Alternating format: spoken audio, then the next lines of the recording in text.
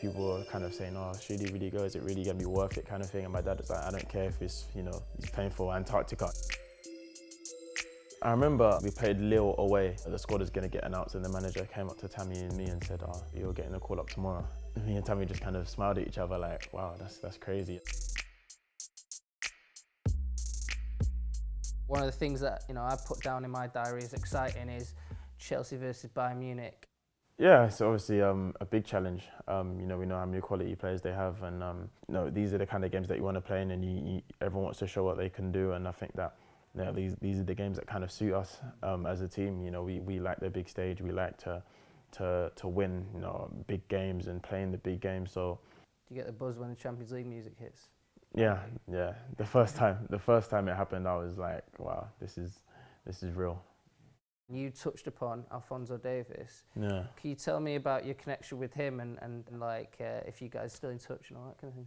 Yeah, so it was when we played England, and I remember when the squad got announced, and the Canadian media were talking about the 15-year-old that was playing for Canada under 20s, Alphonso Davies. I actually hadn't heard of him before, and then I got to the camp and we were sharing a room.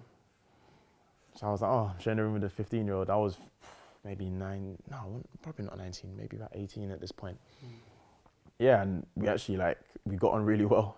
And then since then, that was maybe 3-4 years ago. Since then, we've kept in touch. We got each other on social media. I actually spoke to him literally just before I got here today. Wow. So fresh. What do you make of him as a player though? Obviously he was brilliant then, and tell me about how he was then and how is he now?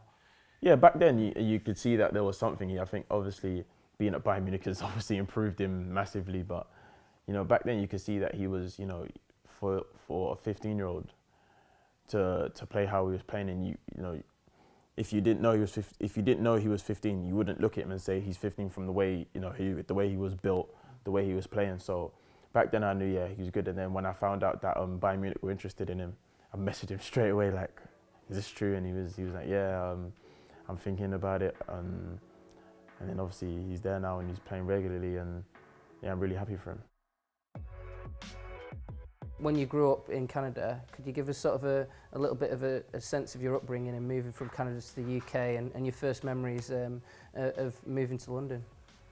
Well, yeah, obviously I was born in Canada, in Calgary, and I moved to England before I was probably 1, so I don't actually remember a lot of Canada, but before I played football full time, we used to go back every year. My family and I got a lot of family and friends there. You were sort of playing with Canada's under 20s, right? Can you tell me a bit about how that came about and sort of the journey back towards England youth as well? Yeah, it was kind of a funny story because I remember I think people started getting international call-ups from about 16 years old.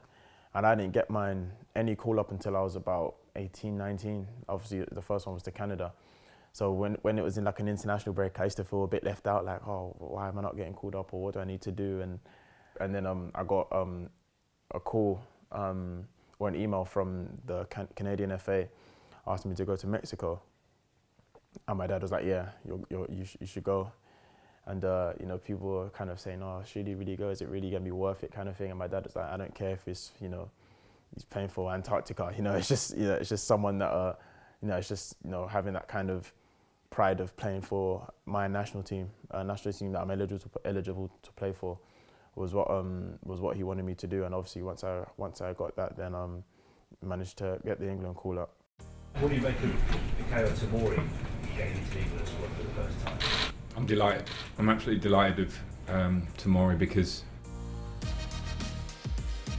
some people would have easily doubted whether he could step up to the Premier League yet because he's young. And what he's done is show that he's got great qualities. He deserves it because he's been a dream to work with day in, day out for the last 15 months or so. And sort of to complete a journey with England, that's maybe this moment, you get the cap for England. How much pride was that for you personally, and how much was it? How did you celebrate as a family? They've been there throughout your journey.